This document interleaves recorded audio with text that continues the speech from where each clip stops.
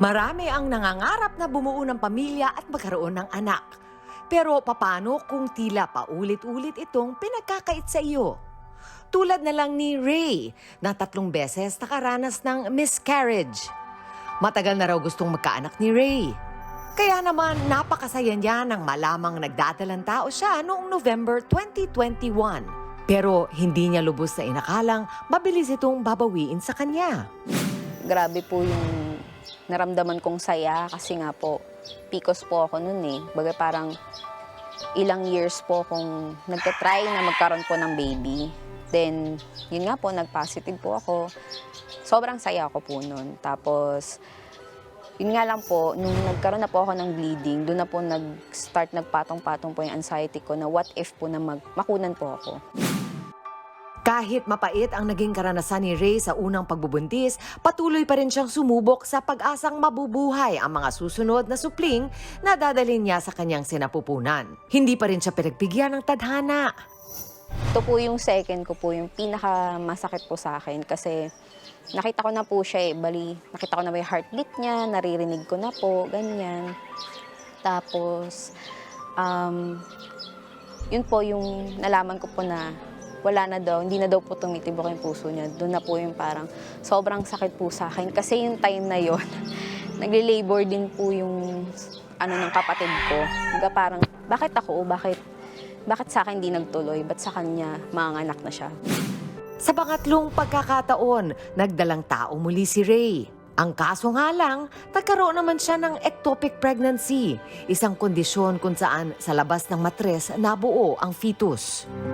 Nag-pills na po ako that time. Kasi nga po, ayoko na po ulit na magkaroon po ng mabuntis po para kasi po natakot po ako magkaroon na makunan po ulit.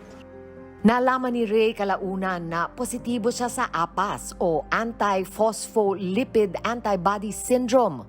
Isa itong autoimmune condition na nagdudulot ng blood clot at siyang nagiging sanhi ng pagkalaglag ng bata.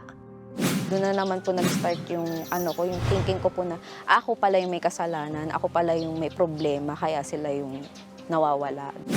Nakaramdam din daw siya ng sintomas ng anxiety at depression. May payo naman ang ating eksperto sa mga nakunan din tulad ni Ray. Every time we are faced with a crisis sa buhay, minsan nakakalimutan natin yung self-compassion. Usually, we are compassionate sa ibang tao, mas understanding tayo, mas patient tayo, mas loving tayo.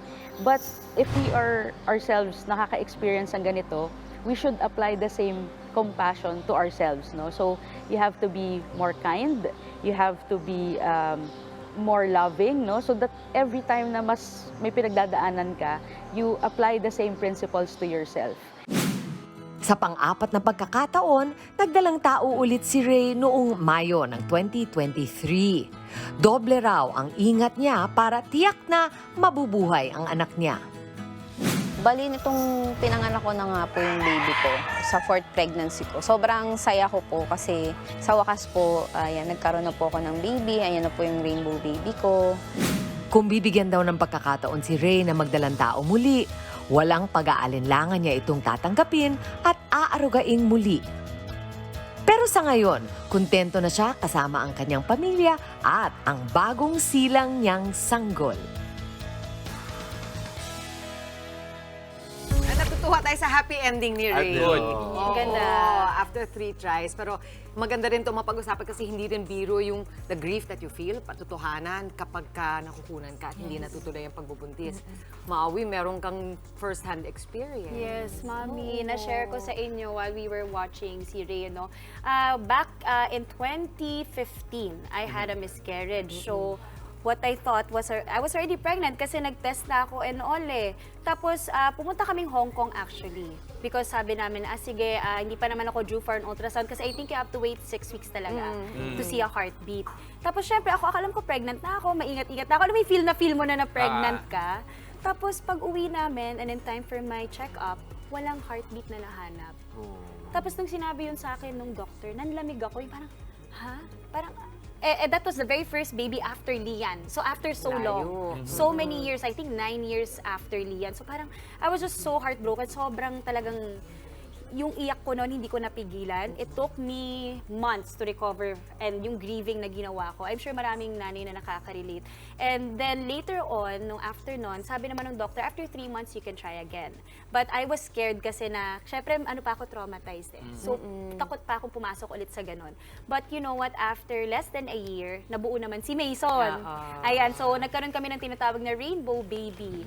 Na parang I think ang ibig sabihin nga nun is after, you know, all of the parang rain and flood, yung rainbow baby. So, yan yung parang yung mafe-feel mo talaga na, syempre, you grieve for the loss, but at the same time, you're just happy na meron ulit baby na biniyaya sa'yo si Lord. So, naintindihan ko yun, Mommy, grabe rin yung pinagdaanan ni Ray. Kasi sa kanya, imagine 3, so, or 3 or 4? 3, tapos yung 4. Yeah. So, yung 3 losses niya, I'm sure, buti hindi siya masyadong na-trauma. I mean, na-trauma siya, pero kumbaga, hindi siya nawalan ng pag-asa. Pero, Yun yung maganda. Teka, pinakamaganda dito is nakikita namin first hand, naiintindihan namin kung ano talaga yung pinagdadaanan ng isang taong na nakunan 3 beses pa. Kasi marami nga, we often isipin natin, wala lang. May tawag po doon, ang tawag nila is disenfranchised grief. Yung kuminsan, pati pag namatayan ng aso, ang tao kuminsan, di ba intindihan, bakit ang lungkot mo? Aso lang yan. Pero totoong-totoo yung nararamdaman ng tao. So para sa ating nakapaligid, yun lang ang tandaan natin, na merong mga bagay na ikinalulungkot ng isang tao na maarahil sa'yo, walang, di ba, walang ibig sabihin.